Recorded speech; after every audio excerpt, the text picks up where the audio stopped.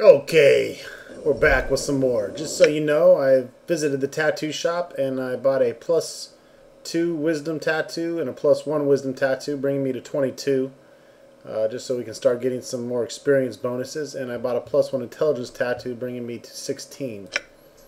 Hopefully this works out the way I want it to. So here we have our 3 tattoos that you can wear. Tattoo of the soul, tattoo of the spirit, and tattoo of insight. Tattoo, tattoo, tattoo!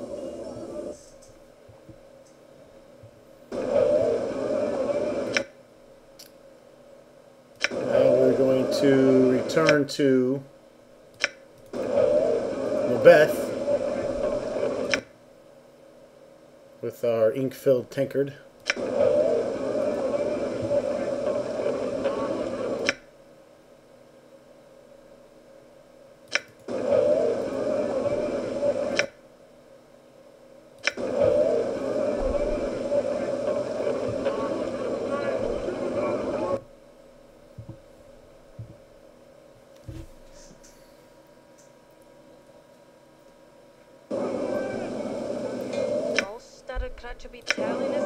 I don't want to hear your shit.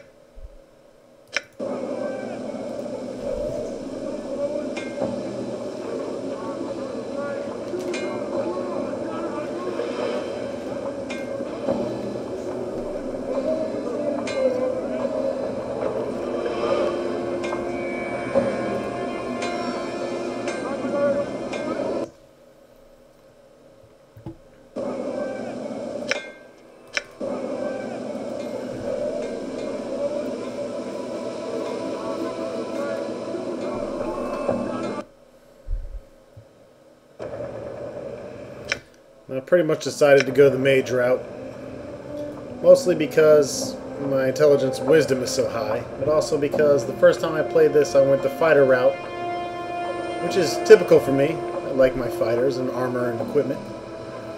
But I think I'm going to go with the magey this time. We'll get other fighters in the party anyway, so. Alright. She's tugging at the rags we brought from Giscoro. It's the ink you wanted, bitch. Macbeth takes the tankard of ink from you and then sniffs it. I'm ink fresh, eh? She nods at you. You've done well, child. I'll have asked. I ask you again after all you've seen, do you still want to learn the art? Yes, I do. She smiles. Yes, mayhap, child, mayhap. Nods again, slower this time. Mayhap, child, if it's so. Morns for trees showed me that my beliefs affect the world. Giscoro taught me that the ritual is a wasted effort if the purpose of the ritual is ignored. Miriam taught me that no matter how much I think I know, there is still much to learn from another's eyes. She's silent for a moment, then she walks slowly over to you and touches you on the cheek. Oh, child, you will be master sorcerer one day. You have the knowing of it, yet you'll come to old Macbeth for help, you have. What could a midwife teach one? Much, Macbeth. I want to learn all you have to teach. So you walk the path, then. Well, first things first, just to have a knack for the art isn't enough. You need some means of giving it focus, usually spells. These spells are usually in a book, so the art demands you have a spell book or a like for Can you read? Yes. Then let's test it. We examine the recipe. The writing on the recipe swims before your eyes, each symbol twisting out of focus whenever you try to read it. Almost instinctively, you relax your eyes, allowing them to take in the page all at once. And the symbols suddenly bleed together. The recipe lists measurements, ingredients. It appears to be some minor divination. This is a minor divination, isn't it? It looks like a spell that allows the user to see the nature of an item, to see whether it's enchanted or not. Her eyes widen. Who are ye to test old Macbeth's soul? Are ye some fiend? What's wrong? Well, I'm not expecting it. She nods at the recipe, then plucks it out of your hand. Let's see it's written in the language of the art. See, you're not to majoring yet. Should be all a swirl, a jumble of mishmash. She snaps her fingers. Yet clear as crystal, you pluck the sense of it right up. Mayhap ye old Macbeth. Why is that?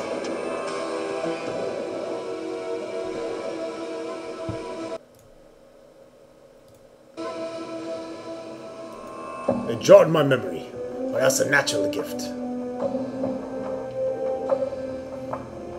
You're learning. Macbeth hrumps. And I be looking for someone to handle chores around here. If you need help with anything, you can still ask. No, no, don't worry yourself. Well, you can read spells well enough, but spells are no good to you without a book to put it in. Do you have one? She glances around the hut, then catches sight of a black bar of picture frame you made. She picks it up carefully and studies it. This'll do. The dang, it's just a frame. Aye, but so are ye, child. Still holding the frame, she picks up one of the starch rags you got from his coil. With a yank, she pulls off the greenish starch surface film. It flutters in the air like a wispy bit of cloth. Whatever Gascard uses is the wash. It works better than carrying, stretching. And stoning does not among a rag. Can't afford parchment, I can't. Parchment? She takes the starchy film and pulls it over the black barb frame, latching the rag's edges onto the hooks around the frame until it looks like a greenish-black painter's canvas. It's missing something.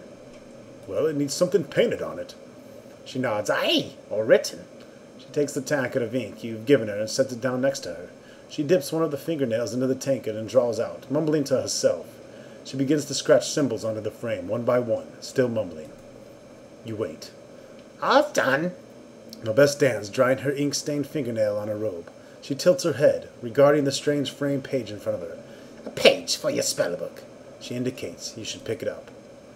Inside your spellbook are your recipes, your spells, if you will, so as long as they sit in the book, though they're just words. She taps her head. The art demands you pluck the magic out the book and put them in your attic, your head, before you can tap the power. Go on. You put them in the attic by studying them, memorizing them. You usually need to rest before you can do this, though. Any questions? No. Oh, no questions. Well, you should have questions. Forgive me, Babette. I meant no questions on what you said. Please explain how to memorize spells. Yeah, the doc of how you memorize spells. Pick the spells you want, stick in your head from your book before you goes to sleep. When you wake in the morning, they'll be buzzing around your head like flies, ready to be let out. How many spells can I cast? You can only cast one. They have 2 spells before needing to rest again. As in Tine Leaf, Flit, and Mageling, there isn't much room in your attic, so use your spells wisely until you get wiser. As your power increases, you get more room in your attic. Alright, go on.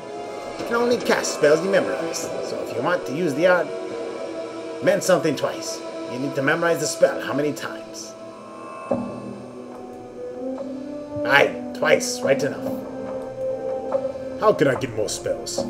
Babette shrugs. Keep your eyes and ears out for learning. Even common folks might have some minor magic to teach. There's also scrolls, recipes, books, and even some stranger items that have spells inscribed on them. Got it. I can also show you more spells if you return, especially when you have a little more of the planes in you. I'd appreciate it, thanks. Before you go, child, you need some magics for your appetite. She rummages through her robe and then pulls forth 3 small recipes, which she passes to you. You should copy these in your book. They can go in the attic as soon as possible. Thanks, Mabeth. Wait, there's more. Mabeth fishes a tiny bundle of black cloth from her apron and unrolls it, producing a pair of amber earrings. These are protecting your travels, child. I no longer wear them myself. Thank you. All right, child, don't tarry here any longer. One such as ye is to spend one time rather than hang around old Macbeth. Now, come on, Mabeth, you're not old. Ah, you flatterer, your tongue so lined with silver it is shame bazuta. Get your hints. Thanks for everything. Pah, you can thank me by not playing the idle cove and what you learned. The art's damn many a fool who sought to bend it in the ways of the art it meant to be bent. Now get along with you. Alright, so basically we're a mage now, as you can see here. The nameless one is ready to fuck shit up. And we're a level 1 mage. Oh shit, it reset our experience. I'm not sure if that's a good thing or a bad thing, but whatever. We kept our experience. And we're going magey poo now.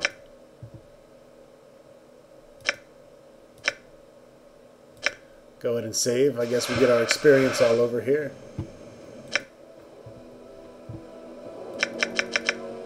Looks like everything changes. Except the prophecies.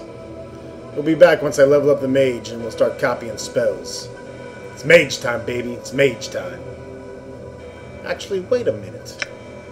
Let's talk to our old friend Dakan here real quick. He might have a little insight for us. Dakan. Talk to me, brother.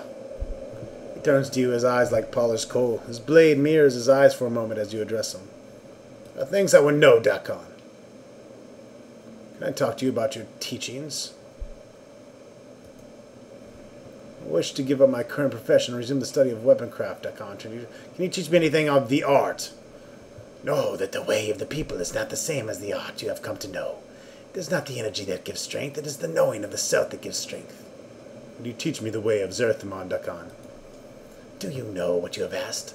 The texture of Dakon's blade flows until it becomes a stone. To walk the path of Zerthimon, you must know the people.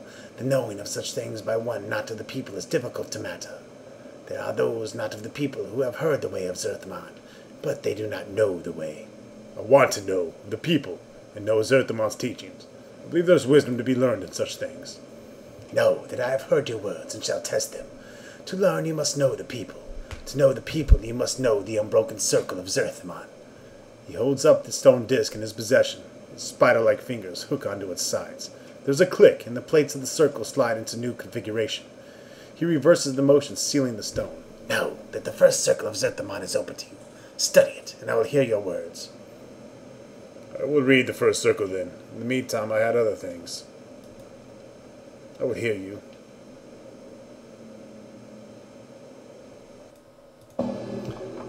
Alright. So we got to +2 to armor class, memorize. Oh, nice earrings.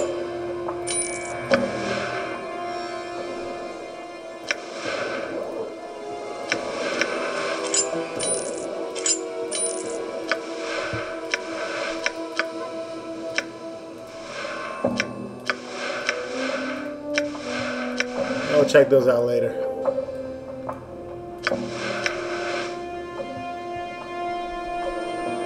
Unlock the first plate. The mirror, the motions the Dakon made upon the circle, and the plates give way to your touch. Read the first circle. Know that we are the first people. Continue reading the symbols. Once all was chaos, the first people were thought drawn from chaos. When the first people came to know themselves, they were chaos no longer, and they became flesh. With their thoughts and the knowing of matter, the people shaped the first world and dwelled there with their knowing. Yet the flesh was new to the people, and with it the people came not to know themselves. The flesh gave rise to new thoughts, greed, hates, pains, joys, jealousies, and doubts. All of these fed on each other, and in the minds of people were divided. In their division, the people were punished. The emotions of the flesh were strong. The greed, the hates, the pains, the joys, the jealousies, and doubts, all of these served as guiding stones to enemies. In becoming flesh, the first people became enslaved to those who knew flesh only as tools for their will. No, these beasts were the Illithids. The Illithids were a race that had come not to know themselves. They had learned how to make other races not to know themselves. They were the tentacled ones. They lived in flesh, and they saw flesh as tools for their will. Their blood was as water, and they shaped minds with their thoughts. When the Illithids came upon the people were people no more. The people became slaves. The Illithids took the people from the first world and brought them to the false worlds.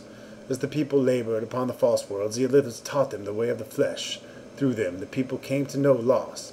They came to know suffering. They came to know death, both of body and mind. They came to know what is to be heard of another and have the flesh consumed. They came to know the horror of being made to feel the joy in such things. The unbroken circle is the knowing of how the people lost themselves and how they came to know themselves again. Alright, now I believe we talk to him again. He turns to you.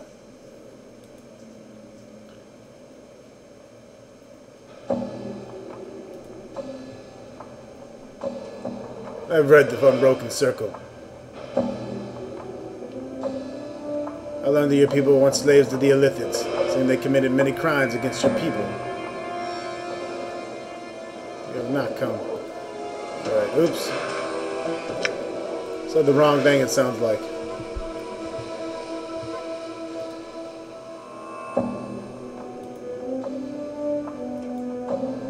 Strength lies in knowing oneself. There it is. You have come to know the first circle of Zerthimon. You not only see the words of Zerthimon, you have come to know them. Dakon holds up the circle and hooks his finger on the edges. There's a click, and the plate's circles slide into a new configuration. Alright, second circle time. In the meantime, I don't want to hear any more shit. So here we dive into the second circle. Hope you guys are ready for some reading. Lord knows I am. The small round stone is unbroken. Unlock the second circle of Zerthimon. You slide the plates and we read the second circle. Know that the flesh cannot mark steel. Know that steel may mark the flesh. Know that the tentacled ones were of the flesh. They relied on the flesh and used it as tools of their will. The fields where the bodies of people were cast after the Illithids had consumed their brains. When the brain had been devoured, the husk came to fertilizer to grow the poison-stemmed grasses of the Illithids. Zerthimon had worked the fields with no knowing of himself or what he had become. He was a tool of the flesh, and the flesh was content. It was upon these fields that Zerthimon came to know the scripture of steel. During one of the turnings, as Zerthimon tilled the fields with his hands, he came across a husk whose brain remained within. It had not been used as food, yet it was dead. The thought of one of the husk had died a death without serving as food of the Illithids was the thought Zerthimon had difficulty understanding. From that thought came a desire to know what had happened to the husk. Embedded in the skull of the husk was a steel blade. It had pierced the bone. Zerthimon realized that it was what had killed the husk. The steel had marked the flesh, but the flesh had not marked the steel. Zerthimon took the blade and studied its surface. In it he saw the reflection. It was in this reflection of steel that Zerthimon first knew himself.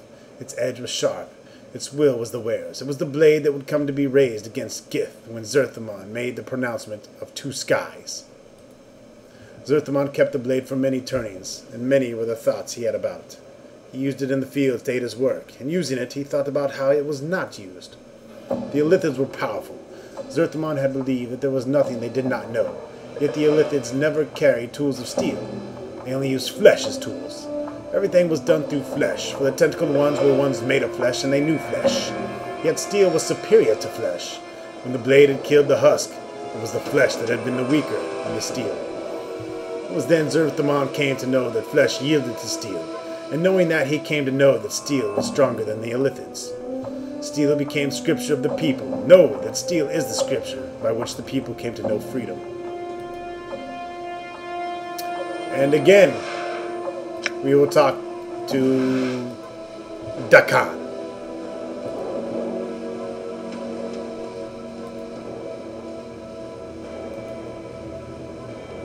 I learned that knowing something can be a tool, just like the flesh is steel. Strangely enough, the stone still appears attacked. He hands the plate to you. Meditate upon this teaching, and knowing it will give you strength when you have absorbed it. Very well, I will study this circle. But I'll still know more of Zerthimon's teaching. His fingers feel around the edge of the stone circle. He reverses the motion, resetting the stone, and the next circle awaits you. Alright. Now we will read into the third circle. There's a lot of shit going down here. So there is going to be quite a lot of reading here. I'm going to go ahead and read the story of the Illithids. You might want to skip to the next video if you don't want to hear all this shit.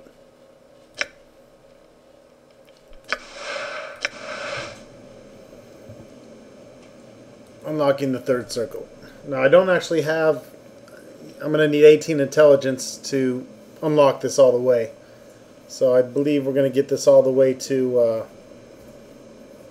I don't know, the 7th circle or so. So, I probably could go buy a tattoo and cheat it open, but we'll just wait till we get there. No need to rush. But Dakan will become a badass and unlock his full potential once we do so. Zerthimon labored many turnings for the Illithid. Arlathi, twice deceased, and his partnerships in the cavernous heavens of the false worlds. His duties would have broken the backs of many others, but Zerthimon labored on, suffering torment and exhaustion. It came to pass that the Illithid, Arathi, twice deceased, ordered Zerthimon before him in many vain Galuria. He claimed that Zerthimon had committed slights of obstinacy and cowardice against his partnership. The claim had no weight of truth, for Arlathi only wished to know if flames raged within Zerthimon's heart. He wished to know if Zerthimon's heart was one of slave or rebel. Zerthimon surrendered to the Illithid punishment rather than reveal his newfound strength. He knew that were he to show his hatred in his heart, it would serve nothing, it would harm the others as he felt. He chose to endure the punishment and was placed within the Pillars of Silence, so he might suffer for a turning. Lashed upon the pillars, Zerthimon moved his mind to a place where pain could not reach. Leaving his body behind, he lasted a turning. When he was brought before Arathi, twice deceased, he gave gratitude for punishment to the Illithid, as was custom. In so doing, he proved himself a slave to the Illithid eyes, while his heart remained free. By enduring and quenching the fires of the hatred, he allowed Arathi, twice deceased, to think him weak. And when time was of the rising came, Arathi was the first of the Illithid to know death by Zerthimon's hand, and die the third death. This small round stone in the broken circle of Zerthimon. It is made up of a series of interlocking circles and blah blah blah blah. Alright, so we're done with the third circle. And we will tell Dakan so. And we're just getting a bunch of experience here. It's usually the top answer, which is the right one, by the way. The words you speak seem to strike Dakan strangely. As you speak them, his forehead creases and resettles. Your will has brought you your knowing of the third circle of Zerthimon. I impart this to you. He takes a circle. In the death motion, he twists one of your links so that the plate slides forth. He hands the plate to you. Meditate upon this teaching. Very well. I will study the fourth circle. He suddenly seems to grow older somehow. Black eyes rise from the circle to look at you. Know that I did not believe you would come to know the teachings of the circle. It is a difficult path you will walk in learning the way of Zerthimon.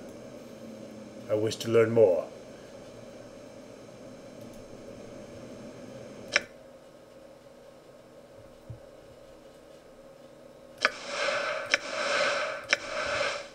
We can start copying spells, by the way. I'll be right back. I'm actually going to go ahead and level the mage up. BRB. Alright, so we made him a mage. He went to level 4. He only got 1 hit point. That's just the way the game works. And we did get some spells here. We got Identify, Fist of Iron. I also copied the spells so far that we've gotten from Dakan. And Blood Bridge.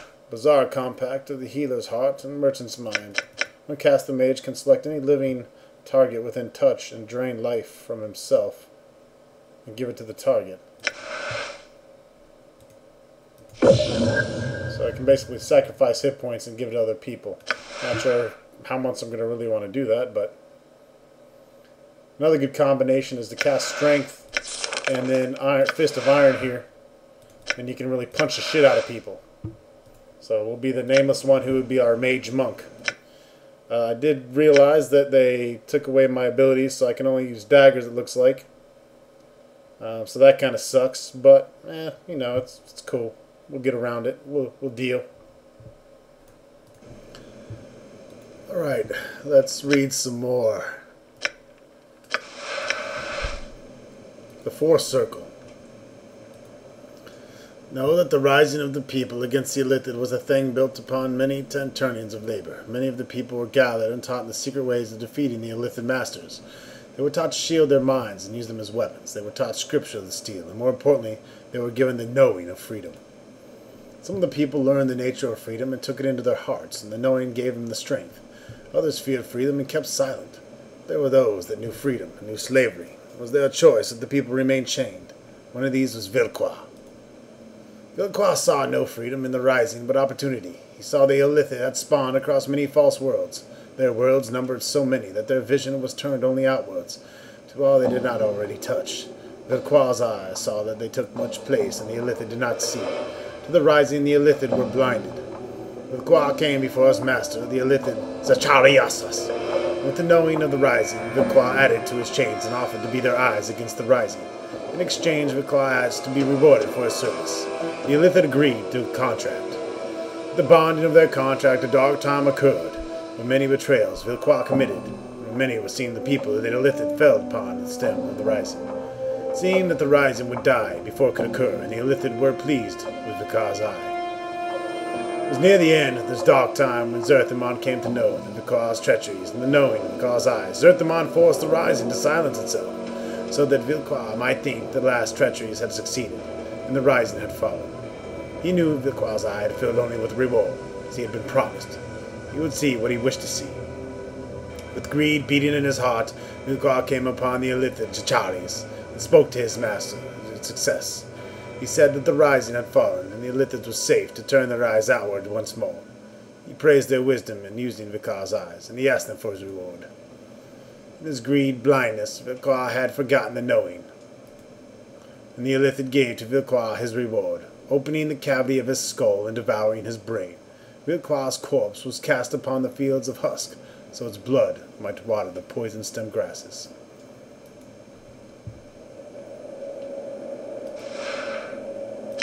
Sucks to be him.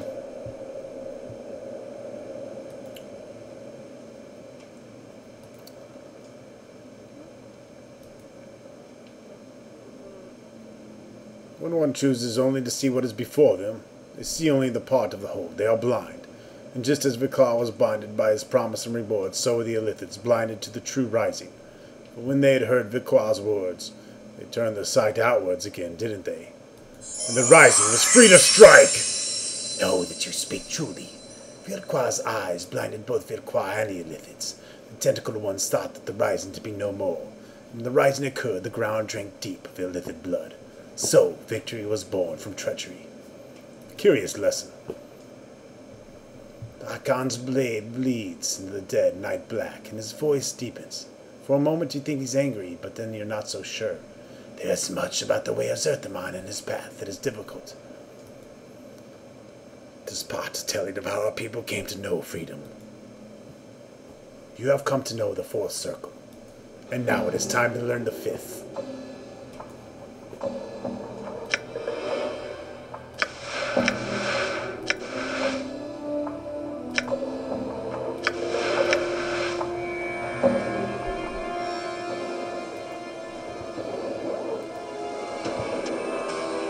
Zerthimon was the first to know the way of freedom, yet it is not he that first came to know the way of rebellion.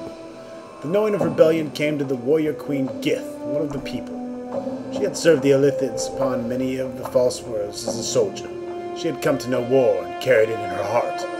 She had come to know how others might be organized to subjugate others. She knew the paths of power, and she knew the art of taking from the conquerors and the weapons of which they defeated. Her mind was focused, and both her will and her blade were as one. The turning in which Zerthimon came to know Gith, Zerthimon ceased to know himself. Her words were as fires lit in the hearts of all those who heard her. In hearing her words, he wished to know war. He knew not what afflicted him, but he knew that he wished to join his blade to Gith. He wished to give his hate expression and share his pain with the Illithid. Gith was one of the people, but her knowing of herself was greater than any Zerthimon had ever encountered. She knew the ways of flesh, and she knew the Illithids, and in knowing herself she was to know how to defeat them in battle.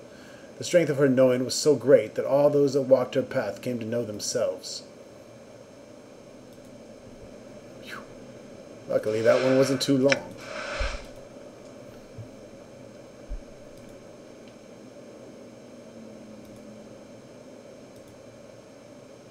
Great strength in numbers, but the great power in one, for the strength and the will of many. And now we know the fifth circle.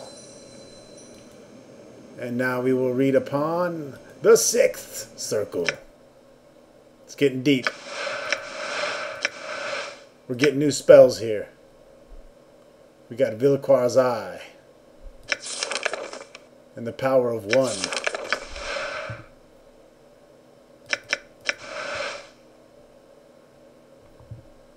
And identify. All kinds of goody goodies. Goody goodies. Yeah, goody goodies.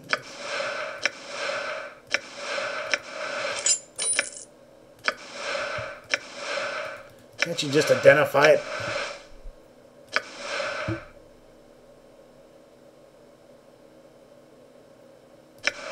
I like the earrings, giving us some +2 bonus spells. We need to really ramp up the intelligence. We'll get that up to 18, and we should be able to unlock the 9th circle of Zerthimon's circle there. Blah, blah, blah.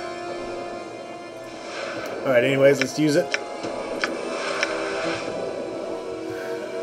Unlock the 6th circle.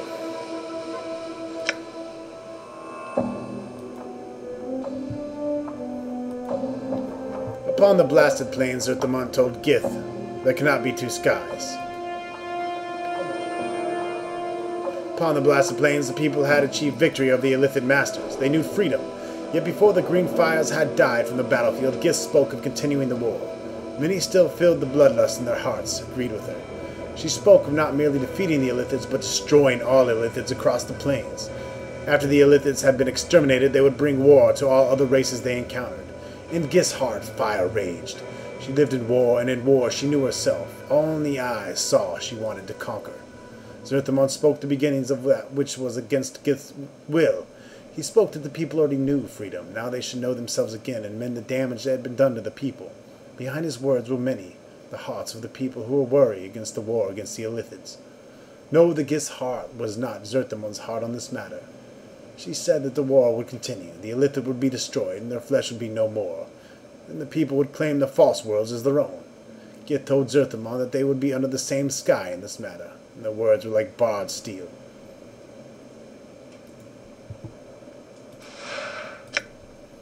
Just gonna do as many teaches as I can for this video.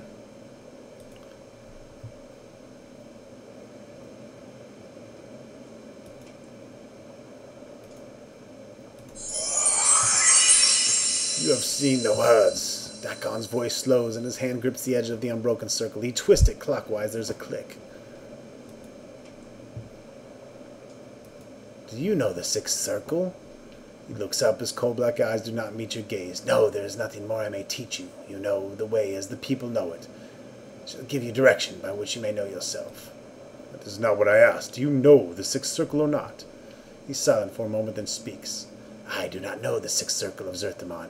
Once I knew it, but now I know I only saw the words. His eyes stare at you. That is all. It is my path. I no longer know the way of Zerthimon. Dakon, there's one other thing I would know. Why is Vilkar's eye in the circle of Zerthimon? It seems strange. It tells of how the people benefited from the treachery of their own. His eyes flash. I have told you. It is a part of the telling of how the people came to know freedom. Do not listen. His voice flattens as if reciting a passage. It doesn't sound to me like you believe that. I think there's another reason Vilkar's eyes in the circle of Zerthimon. It is set there because of the sixth circle and the pronouncement of the two skies. It is there to justify Zerthimon's treachery to the people upon the blasted plains. He is silent, and his blade bleeds into a dead black, teeth rippling along the edge. He divided the people upon the blasted plains, Dakon. He divided your race, and when they were on the path of victory, I would like to believe that it was because he wished to save the people from themselves. But I don't think you believe that. He's silent for a moment and speaks slowly. I do not know the sixth circle as known to others. I fear that the third, the fourth, and the sixth circle are more closely linked than many know. It is in knowing that I have lost myself. In the third circle, Zerthimon submerged his will to deceive the Illithids. In the fourth circle, it speaks of the benefits of treachery. And then in the sixth circle, Zerthimon divides his people before they exterminated the Illithids. Do you think Zerthimon's words may have not been his own? No, my words, and no, the wound that lies upon my heart. I fear that Zerthimon has upon the pillars of silence. He did not submerge his will. I fear that his will was taken from him by the Illithids, and when spoke upon the blasted lands, plains, it was their words he spoke. I fear that he did not know what the people's sake, but the foremost masters. It's possible. But no, it doesn't necessarily mean. Then know that I speak of it no more. Dakon's voice is like a knife. Know that I shall never know the truth. There is no resolution to this matter, for I shall never know Zerthimon's heart upon the blasted plains. His coal-black eyes glare at the stone circle in his hand. So I do not know myself because of the unbroken circle of Zerthimon. Very well. We will discuss this no more. And we leveled up again. We'll be back in the next video, folks. That's all the teachings we have time for today.